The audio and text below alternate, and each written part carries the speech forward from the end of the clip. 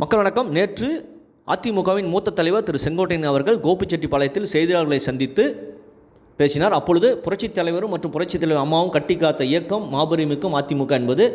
ஆகவே பிரிந்திருக்கும் அதிமுக என்கிற இயக்கம் ஒன்றிணைய வேண்டும், 2026இல் வெற்றி பெற்று அப்பொழுதுதான் ஆட்சி அமைக்க வேண்டும் என்பதை வலியுறுத்தினார்.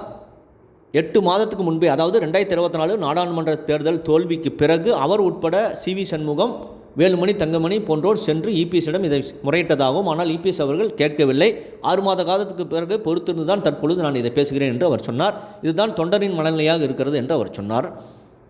எங்கேயும் இபிஎஸ் அவர்களை பற்றி தவறாக சொல்லவில்லை. மாறாக இன்று இபிஎஸ் அவர்கள் மூத்த தலைவருடன் ஆலோசனை நடத்திவிட்டு செங்கோட்டையன் அவர்கள் கட்சி பதவியை பறித்திருக்கிறார். இபிஎஸ் அவர்கள் எங்கே தன்னை ஜெயலலிதாவுடன் ஒப்பிடுகிறாரா என்று தெரியவில்லை. அம்மா அவர்கள் மிகப்பெரிய ஆளுமையாக விளங்கினார்.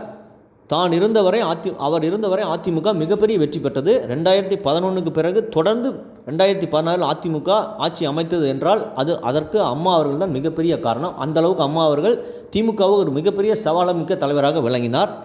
இபிஎஸ் அவருடைய தலைமையில் 2019, 21, 24 தொடர்ந்து 3 தொழிலே அதிமுக சந்தித்திருக்கிறது. செங்கோட்டையன் அவர்கள் இந்த கட்சி பறிப்பு நிகழ்ச்சி பிறகு செய்தியாளர்களை சந்தித்தார். அப்பொழுது இதை நான் எதிர்பார்க்கவில்லை, இருந்தாலும் எனக்கு மகிழ்ச்சி தான், காலம் பதில் சொல்லும் என்று சொல்லியிருக்கிறார்.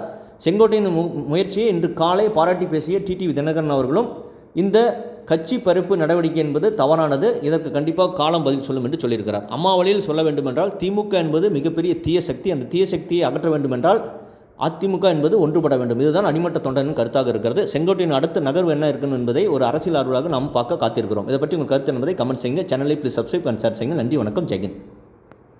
விநாசகாலே விபரீத புத்திம்பாங்க, ஒரு செயல் நடத்திருக்கிறார்கள்.